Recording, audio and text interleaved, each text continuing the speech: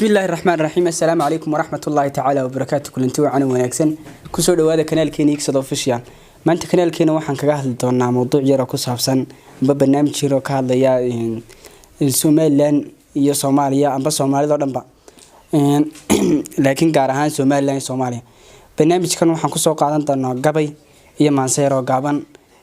جبي كان وحن كجهل دونا إن صومالي دي أي كلا ركتي دونتي وصومالي دي متبع hal marka labada dhinac Soomaaliland iyo Soomaaliya la eego midna ay rabto in Soomaalida Soomaaliland iyo Soomaaliya midoobaan Soomaaliland ay rabto in ay gaar u go'do marka Soomaaliland iyo Soomaaliya marka laga imaado Soomaalida kale saddexda Soomaaliya kale soo hadhay marka shanta Soomaaliyeed laga hadlayo shanta Soomaaliyeed waxay jecel yihiin in Soomaalidu midowdo laakiin waxay ku kala duwan yihiin Soomaalidu haday midoobayso amba waa inay shantiiba midoobayso amba waa inay aanay wala midoobeen laakiin dadka marka la eego la jecelnay Soomaaliland iyo Soomaaliya midowdo waxay kale oo aanay garaneen in Soomaalidu ay shan ahayd oo laakiin aanay Soomaalidu laba kaliya tahayn shantii Soomaaliyeed laba kamida wata gumeystii uga meel guuro oo qaarna Ethiopia maamusho qaarna ay NFD oo Kenya maamusho qaybtii kale soo hadhay Soomaalida gaar ahaan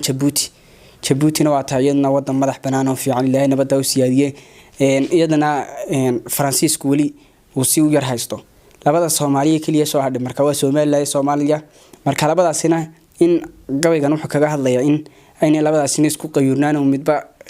dantiisa doonto Soomaalida inay sacaawiso lama diidana laakiin in midkiiba uu dhinaciisa u doon marka gabaygan ku bilaabi doona insha Allah gabaygu wuxuu noqonayaa sida tan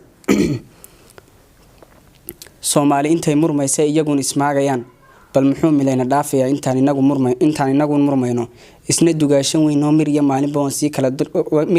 si kala durkaynaa maadimaay wax si ah dantaan idin ku maaminayay ninba meel buu leeyahay wax kaleba mari waaye aan soo qeydo madaxdan ku wada labada kala maamulo Soomaali shan bay ahayd meel qudana ma joogin marba mid baa meel maro gumeystii baa kala miiray laba uga meel guuray midna wali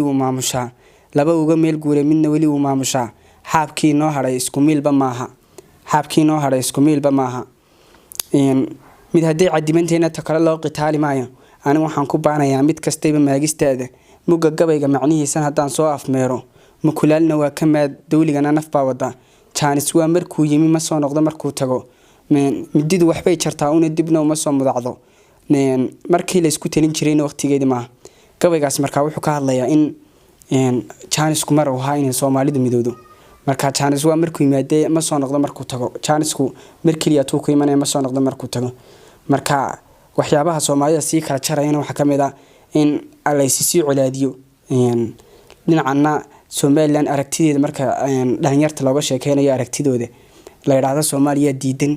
aragtideena markaas dhalinyartu way si caro un bay u sii qaadayaan sida halka Soomaaliyana leey Soomaaliland bay diidan iyadana sida macnaheedu maaha marka Soomaalidu waa in